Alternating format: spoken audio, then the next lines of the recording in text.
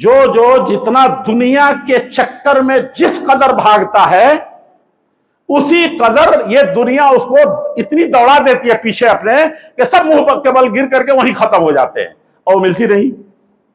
ہاں البتہ دنیا کے مزاج کے بارے میں اللہ تعالیٰ نے فرمایا کہ جو اس سے بھاگتا ہے اس کے پیچھے یہ بھاگتی ہے، لے لو مجھ کو، کرسی لے لو، دولت لے لو، مال لے لو، یہ لے لو۔ عثمان غنی بھاگتے تھے کہ نہیں بھاگتے تھے؟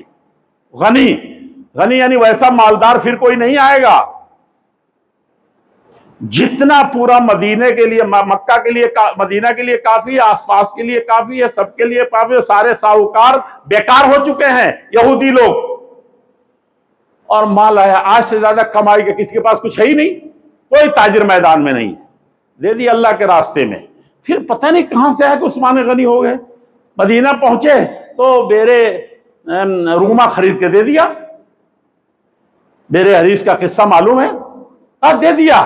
ادھر آئے تو کہا مسجد کا پیسہ میں دوں گا، ادھر ہوا نہیں تب تک اتنی بڑی مسجد پھر بنوا دی۔